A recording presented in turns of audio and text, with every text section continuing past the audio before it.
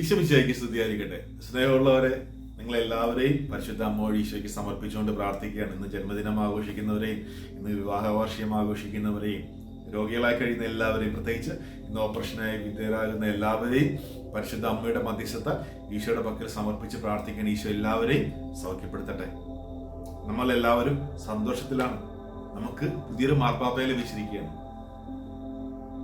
Leo 14 മാർപ്പാപ്പ. Augustinian സന്യാസ സഭയെ സംബന്ധിച്ച് ഇത് സന്തോഷത്തിന്റെ ദിവസമാണ്. കാരണം അഗസ്തീനിയൻ സഭയിൽപ്പെട്ട ഒരു വൈദികൻ സഭയുടെ ഉന്നത അധികാരിയായിട്ട് മാറിയിരിക്കുക. അപ്പൊ ഈശോയ്ക്ക് നന്ദി പറയുകയാണ്. ഞങ്ങളുടെ ജനറലായിരുന്ന സമയത്ത് ഇപ്പോഴത്തെ ലിയോ 14 മാർപ്പാപ്പ കേരളത്തിൽ വന്ന സമയം 2004-ലും 2006-ലും അദ്ദേഹത്തെ കാണുവാനായിട്ടും സംസാരിക്കുവാനായിട്ടുള്ള അവസരം ലഭിച്ചു. അന്ന് ഞാൻ സെമിനാറിലായിരുന്നു. ഫിലോസഫി പഠിക്കുന്ന കാലത്താണ് അദ്ദേഹം കേരളത്തിൽ വന്നത്. അദ്ദേഹത്തിനോട് സംസാരിക്കുവാനും അദ്ദേഹത്തിനോട് ആയിരിക്കുവാനൊക്കെ ആയിട്ടുള്ള അവസരം അന്ന് ലഭിച്ചിരുന്നു. വളരെ എളിമയും സ്നേഹവുമുള്ള ഒരു വൈദികനായിട്ടാണ് അന്ന് എനിക്ക് തോന്നിയത്. ഇന്നും ഞാൻ വിശ്വസിക്കുന്നു സഭ ഇന്ന് സുരക്ഷിതമായിട്ടുള്ള കരങ്ങളിലാണ്. നമ്മയൊക്കെ വിശ്വാസത്തിലും സ്നേഹത്തിലും വളർത്തിക്കൊണ്ടുവരുവാനായിട്ട് ലിയോ 14 മാർപ്പാപ്പയ്ക്ക് കഴിയുമെന്ന് ഞാൻ വിശ്വസിക്കുകയും മാർപ്പാപ്പയ്ക്ക് വേണ്ടി പ്രാർത്ഥിക്കുകയും ചെയ്യുന്നു. ലിയോ 14 മാർപ്പാപ്പ ആദ്യമായിട്ട് ജനങ്ങളെ ആശീർവദിച്ചുകൊണ്ട് പ്രാർത്ഥിച്ചപ്പോൾ പരിശുദ്ധ അമ്മയെ കുറിച്ച് പറഞ്ഞ വചനങ്ങൾ ഇതാണ്: പരിശുദ്ധ അമ്മ എപ്പോഴും നമ്മോടുകൂടെ ആയിരിക്കുവാനായിട്ട് ആഗ്രഹിക്കുന്നു. അവളുടെ സ്നേഹവും മാധ്യസ്ഥവും എപ്പോഴും നമ്മോട് കൂടെയുണ്ട്. പരിശുദ്ധ അമ്മയുടെ സ്നേഹവും മാധ്യസ്ഥവും എപ്പോഴും നമ്മോട് കൂടെയുണ്ട്. അപ്പോസ്തലന്മാരുടെ നടപടി പുസ്തകം 1-ാം അധ്യായം 14-ാം വാക്യത്തിൽ നമ്മൾ വായിക്കുന്നുണ്ട്, ഈശോയുടെ മരണശേഷം എല്ലാം അസ്തമിച്ചു എന്ന് കരുതിക്കൊണ്ടിരുന്ന ശിഷ്യന്മാരെയൊക്കെ പരിശുദ്ധ അമ്മ ചേർത്തിരുത്തി പ്രാർത്ഥിച്ചു കഴിഞ്ഞപ്പോൾ അവർ ശക്തി പ്രാപിക്കുകയാണ്. വചനം പറയുന്നത് ഇപ്രകാരമാണ്: അവർ ഈശോയുടെ അമ്മയായ പരിശുദ്ധ മറിയത്തോടും മറ്റ് സ്ത്രീകളോടും സഹോദരങ്ങളോടൊപ്പം ഇരുന്ന് പ്രാർത്ഥനയിലായിരുന്നു. പ്രിയമുള്ളവരെ, പരിശുദ്ധ അമ്മയോട് ചേർന്നിരുന്ന് പ്രാർത്ഥിക്കുക. പരിശുദ്ധ അമ്മയോട് ചേർന്നിരുന്ന് പ്രാർത്ഥിക്കുമ്പോൾ നമ്മൾ വിശ്വാസത്തിൽ വളരും. ശ്ലീഹന്മാര് വിശ്വാസത്തിൽ വളർന്നത് പ്രാർത്ഥിച്ച് ശക്തി പ്രാപിച്ചതിന് ശേഷമാണ്. ഞാനൊരു കാര്യം ചിന്തിക്കുകയായിരുന്നു. ഈശോയുടെ മരണശേഷം ആദ്യമായിട്ട് കല്ലറയിലേക്ക് പോയത് മഗ്ദലന മറിയമായിരുന്നു. ഈശോ ആദ്യം പ്രത്യക്ഷപ്പെട്ടത് മഗ്ദലന മറിയത്തിനായിരുന്നു. പക്ഷെ ഒരു മകൻ മരിച്ചു കഴിയുമ്പോൾ തീർച്ചയായിട്ടും കല്ലറങ്കിലേക്ക് ആദ്യമായിട്ട് പോകേണ്ടത് അമ്മയാണ്, പരിശുദ്ധ അമ്മയാണ്. അവിടെ പരിശുദ്ധ അമ്മ പോകുന്നില്ല, പരിശുദ്ധ അമ്മ വീട്ടിൽ തന്നെ ഇരിക്കുകയായിരുന്നു. കാരണം പരിശുദ്ധ അമ്മ ഉറച്ചു വിശ്വസിച്ചിരുന്നു അവൻ 3-ാം ദിവസം ഉയർത്തെഴുന്നേൽക്കുന്നു. അവൻ കല്ലറയിൽ ഉണ്ടാവുകയില്ലെന്ന് പരിശുദ്ധ അമ്മ വിശ്വസിച്ചുകൊണ്ടിരുന്നു. മറ്റുള്ള എല്ലാവരും അത്ഭുതങ്ങൾ കണ്ട് വിശ്വസിക്കുക, അടയാളങ്ങൾ കണ്ട് വിശ്വസിക്കുക. എങ്കില് പരിശുദ്ധ അമ്മ അങ്ങനെയൊന്നുമില്ല. ദൈവത്തിന്റെ വചനത്തില് പൂർണ്ണമായിട്ട് പരിശുദ്ധ അമ്മ വിശ്വസിക്കുക. ഈ പരിശുദ്ധ അമ്മയെ കൂട്ടുപിടിച്ചുകൊണ്ട് നമുക്ക് എല്ലാ പ്രലോഭനങ്ങളെയും, എല്ലാ പൈശാചിക ശക്തിയുടെ പ്രവർത്തനങ്ങളെയും നേരിടുവാനായിട്ടുള്ള ആത്മീയമായിട്ടുള്ള ശാരീരികമായിട്ടുള്ള ശക്തി പരിശുദ്ധ അമ്മയിൽ നിന്ന് നമുക്ക് ലഭിക്കും. വിശുദ്ധ ജോൺ മരിയ വിയാനിയോട് ഒരിക്കൽ ഒരു വ്യക്തി ചോദിക്കുകയാണ്, താങ്കൾ എന്തുകൊണ്ടാണ് പരിശുദ്ധ അമ്മയോട് ഇത്രയേറെ മധ്യസ്ഥ യാചിച്ച് പ്രാർത്ഥിക്കുന്നത്, അല്ലെങ്കിൽ പരിശുദ്ധ അമ്മയെ എന്തുകൊണ്ടാണ് ഇത്രയും മാത്രം സ്നേഹിക്കുന്നത്? അതിന് ജോൺ മരിയ വിയാനി കൊടുക്കുന്ന ഉത്തരം ഇതാണ്: ഈശോയിൽ എത്തുവാനായിട്ടുള്ള സുരക്ഷിതവും എളുപ്പവുമായിട്ടുള്ള മാർഗമാണ് പരിശുദ്ധ അമ്മ. ഞാൻ പ്രാർത്ഥിക്കുമ്പോൾ പരിശുദ്ധ അമ്മ എപ്പോഴും എന്റെ കൂടെയുണ്ട്. പ്രിയമുള്ളവരെ, വിശുദ്ധ ജോൺ മരിയ വിയാനി പ്രാർത്ഥിക്കാനായിട്ട് പോകുമ്പോൾ പരിശുദ്ധ അമ്മയുടെ മാധ്യസ്ഥം യാചിച്ചിട്ടായിരുന്നു പ്രാർത്ഥിക്കുന്നത്. പരിശുദ്ധ അമ്മയുടെ മാധ്യസ്ഥത്തിലായിരുന്നു പ്രാർത്ഥിക്കുന്നത്. അതുകൊണ്ട് ലോകം അറിയപ്പെടുന്ന വ്യക്തിയായിട്ട് മാറുകയാണ്. മരിയ ഭക്തിയുടെ വിശുദ്ധനായിട്ട് മാറുകയാണ്. പ്രിയമുള്ളവരെ, നമ്മുടെ ജീവിതത്തിൽ പലതരത്തിലുള്ള പ്രയാസങ്ങൾ വരുമ്പോൾ, പ്രശ്നങ്ങൾ വരുമ്പോൾ നമ്മൾ ഓടിച്ചെല്ലേണ്ട ഇടം പരിശുദ്ധ അമ്മയുടെ അടുക്കലാണ്. ഈ അമ്മയുടെ അടുക്കിലിരുന്ന് പ്രാർത്ഥിക്കുമ്പോൾ നമ്മൾ ശക്തി പ്രാപിക്കും.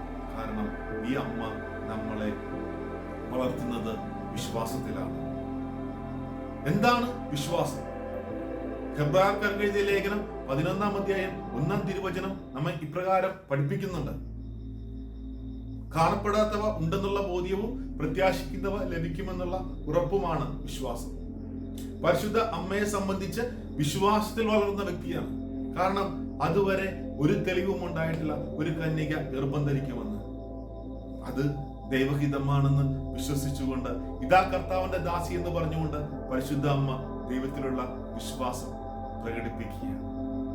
പ്രിയമുള്ളവരെ, വിശ്വാസത്തോടുകൂടി പരിശുദ്ധ അമ്മയുടെ മധ്യസ്ഥത നമുക്ക് പ്രാർത്ഥിക്കാം.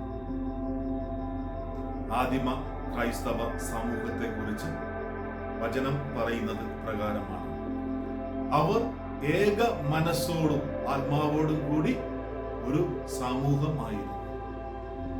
പ്രിയമുള്ളവരെ, നമ്മൾ ഒരുമിച്ച് ഈ ലോകത്തിന് വേണ്ടി പ്രാർത്ഥിക്കുക. നമ്മുടെ കുടുംബം ഒരുമിച്ചിരുന്ന് പ്രാർത്ഥിക്കുമ്പോൾ കുടുംബം ശക്തി പ്രാപിക്കും. അങ്ങനെ ശക്തി പ്രാപിച്ച ഈ സമൂഹത്തിന് മുഴുവൻ ഒരു സാക്ഷികളായിട്ട് മാറുവാനായിട്ട് ദൈവം നമ്മെ ഓരോരുത്തരെയും അനുഗ്രഹിക്കട്ടെ എന്ന് പ്രാർത്ഥിച്ചുകൊണ്ട്, വിശ്വാസത്തിൽ വളരുവാനായിട്ട് ദൈവം നമ്മെ ഓരോരുത്തരെയും അനുഗ്രഹിക്കട്ടെ എന്ന് പ്രാർത്ഥിച്ചുകൊണ്ട് 10-ാം തീയതിത്തെ പ്രാർത്ഥന നമുക്ക് ഒരുമിച്ച് ഏറ്റുചൊല്ലാം. മരിയാമ്പികെ, അവിടുന്ന് പ്രാരംഭ സഭയിൽ ജീവിച്ചുകൊണ്ട് സഭാംഗങ്ങൾക്ക് ധൈര്യവും ശക്തിയും പകർന്നു. ഇന്നും സഭയുടെ ഉത്കർഷത്തിലും വിജയത്തിലും അങ്ങ് തൽപരയാണെന്ന് വ്യക്തമാക്കിയിട്ടുണ്ട്. ഞങ്ങളും സഭാമാതാവിനെ സ്നേഹിക്കുവാനും അവളോടൊത്ത് ചിന്തിക്കുവാനും സഭയുടെ ആദർശങ്ങൾക്ക് വേണ്ടി നിലകൊള്ളുവാനുമുള്ള അനുഗ്രഹങ്ങൾ നൽകണമേ. പ്രത്യേകിച്ച് ഇന്ന് വിവിധ രാജ്യങ്ങളിൽ സഭ സമ്മർദ്ദത്തിന് വിധേയമായിക്കൊണ്ടിരിക്കുന്നു.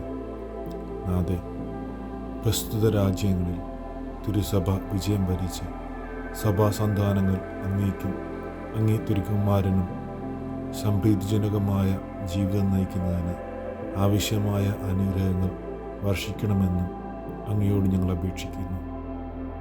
ആമേൻ. പരിശുദ്ധ അമ്മയുടെ മധ്യസ്ഥത്താൽ നമ്മുടെ എല്ലാ നിയോഗങ്ങളെയും സമർപ്പിച്ചുകൊണ്ട് പ്രാർത്ഥിക്കാം. പ്രത്യേകിച്ച് തിരുസഭയെ ലിയോ 14 മാർപ്പാപ്പയും സമർപ്പിച്ചുകൊണ്ട് നമുക്ക് ഒരുമിച്ച് ഏറ്റുചൊല്ലാം. ജന്മഭാവമില്ലാതെ ഉത്ഭവിച്ച പരിശുദ്ധ അമ്മേ, തിരുസഭയ്ക്ക് വേണ്ടി പ്രാർത്ഥിക്കണമേ. നന്മ നിറഞ്ഞ മറിയമേ സ്വസ്തി, കർത്താവ് അങ്ങയുടെ കൂടെ സ്ത്രീകളിൽ അങ്ങ് അനുഗ്രഹിക്കപ്പെട്ടവളാകുന്നു. അങ്ങയുടെ ഉദരത്തിൻ ഫലമായി ഈശോ അനുഗ്രഹിക്കപ്പെട്ടവനാകുന്നു. പരിശുദ്ധ മറിയമേ, തമ്പുരാന്റെ അമ്മേ, പാപികളായ ഞങ്ങൾക്ക് വേണ്ടി ഇപ്പോഴും ഞങ്ങളുടെ മരണസമയത്തും തമ്പുരാനോട് അപേക്ഷിക്കണമേ. ആമേൻ. എത്രയും ദയയുള്ള മാതാവേ, നിന്റെ സങ്കേതത്തിലോടി വന്ന് നിന്റെ സഹായം തേടി നിന്റെ മാധ്യസ്ഥം അപേക്ഷിച്ചവരിൽ ഒരുവനെങ്കിലും നീ ഉപേക്ഷിച്ചതായി കേട്ടിട്ടില്ല എന്ന് നീ ഓർക്കണമേ. കന്യകളുടെ രാജ്ഞിയായ കന്യകേ, ദയയുള്ള മാതാവേ, ഈ വിശ്വാസത്തിൽ ധൈര്യപ്പെട്ട് നിന്റെ തൃപ്പാദത്തങ്ങൾ ഞാൻ അണയുന്നു. വിലപിച്ച് കണ്ണുനീർ ചിന്തി പാപിയായ ഞാൻ നിന്റെ ദയാധിക്യത്തെ കാത്തുകൊണ്ട് നിന്റെ സന്നിധിയിൽ നിൽക്കുന്നു. അവതരിച്ച വചനത്തിൻ മാതാവേ, എൻ്റെ അപേക്ഷ ഉപേക്ഷിക്കാതെ ദയാപൂർവം കേട്ടരുളേണം. സ്നേഹമുള്ളവരെ, ഇന്നത്തെ സുഹൃത ജപമായിട്ട് നമുക്ക് ഒരുമിച്ച് ഏറ്റുചൊല്ലാം. ഈശോയുടെ അമ്മയായ പരിശുദ്ധാമ്മേ, ഞങ്ങളെ വിശ്വാസത്തിൽ വളർത്തണമേ. എല്ലാവരെയും ഈശോ അനുഗ്രഹിക്കട്ടെ എന്ന് പ്രാർത്ഥിച്ചുകൊണ്ട് എല്ലാവർക്കും ദൈവം